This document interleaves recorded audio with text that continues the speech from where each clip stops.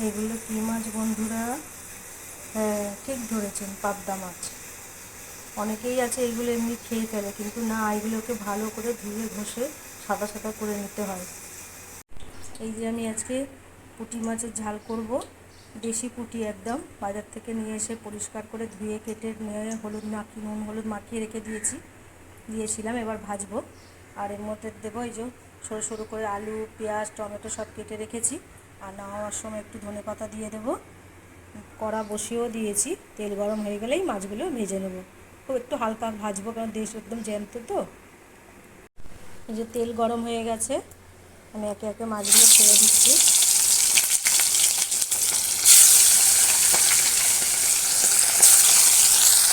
এই যে আমার সব মাছগুলো ভাজা হয়ে গেছে।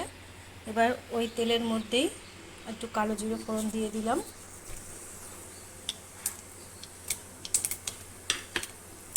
দিয়ে আলুটা দিয়ে দেবো।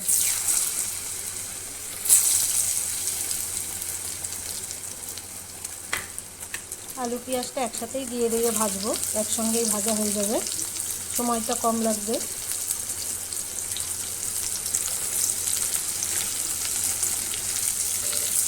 আলু পেঁয়াজটা ভাজা হয়ে গেলে তারপরে এর উপরে টমেটোটা দেবো।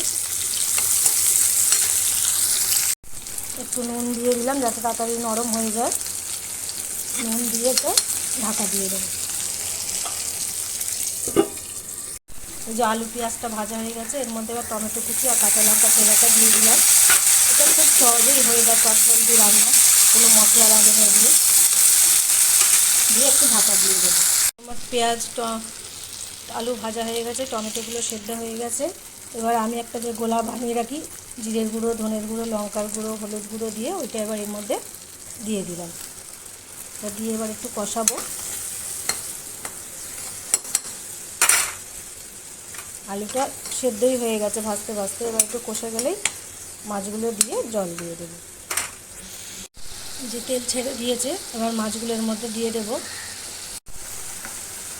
মাছগুলো এবার এর মধ্যে দিয়ে দিলাম, দিয়ে একটু ঢাকা দিয়ে রাখবো যাতে এই মশলাগুলো এর মধ্যে মাছের মধ্যে ঢুকে যায়। তারপর পরে জল দেবো।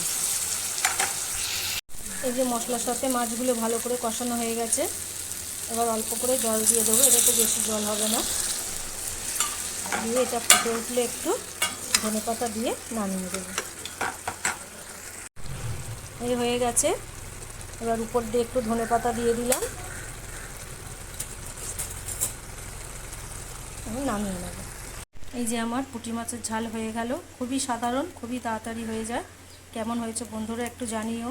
টাটা।